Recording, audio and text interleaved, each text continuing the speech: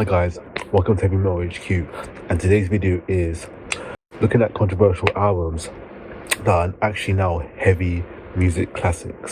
Now, I'm not saying that these albums are controversial, but when you ask other fans, you will understand why they're deemed controversial.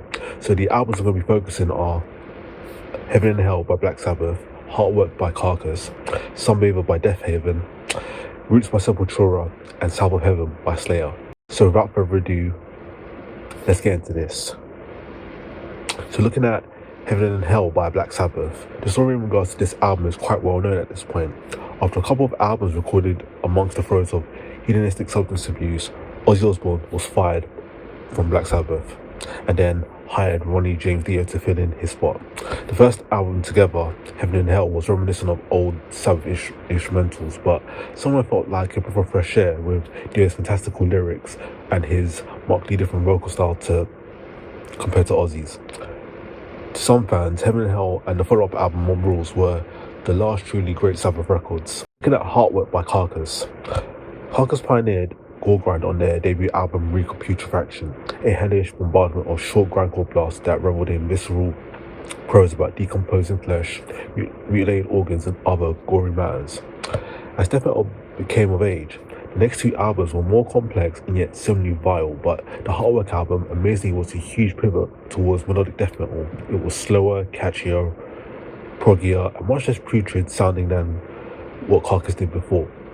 And in hindsight, it's viewed by many as the group's definite masterpiece, sitting right alongside Slaughter of the Soul by At the Gates and Digestor Race by In Flames in the melodic death metal Hall of Fame. Looking at the Sunbather album by Deafheaven, the bright pink cover art, the warm swooning shoegaze instrumentation, the plush meditative production, even a black metal band that dared to put the name Heaven in it. This album pretty much summed up everything that black metal purists stood against. But a decade on, who's really still hating on this album? And if you are, you're probably beating a dead horse at this point. At the Roots album by Sepultura, at this point, this band had already evolved quite from their scrappy black and thrash metal origins and went full death thrash on Beneath the Remains and Arise. And then, out of nowhere, on their Chaos AD album, they switched to groove metal, and the groove metal overtone continued on the following album, Roots, but it was also included with some Brazilian tribal instrumentation, and some fans just didn't know what to make of it. The record featured guest spots from Korn frontman Jonathan Davis and Limp Bizkit's DJ Lethal, as well as production from visionary Ross Robinson, who's known as the godfather of nu metal thanks to his work with Korn. But if you prefer Max Cavalera's previous work with the band, you'd be hard to deny the brilliance of what they've done on this album by incorporating Brazilian instrumentation and grooves around amongst chunks of bouncy, bashing, bombastic music. And looking at the South of Heaven album by Slayer claimed the throne as metal's fastest, meanest, most satanic demolition crew after the release of Hell Awaits and The Raining Blood.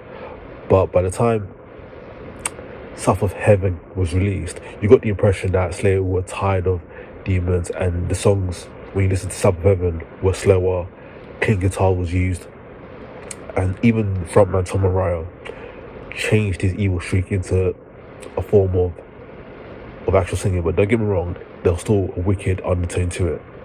This all came into focus on this album, South of Heaven, but some Slayer fans were completely shocked, and once again they didn't know what to take of it because they were expecting something on the lines of Raining Blood or Hell Awaits. But today, and three and a half decades on, you'd be hard to find somebody who hates this album, and it's because of songs like Mandatory Suicide, Behind the Crooked Cross, and many others on this album. It's one of Slayer's finest albums, and it's also hugely influential in regards to hardcore, death metal, and many other subgenres out there. But there you go, guys. Let me know what you think about these albums in the comments down below. Do you deem them controversial? Are they classics? Let me know. But other than that, thanks for watching. I'll be seeing you in the next video.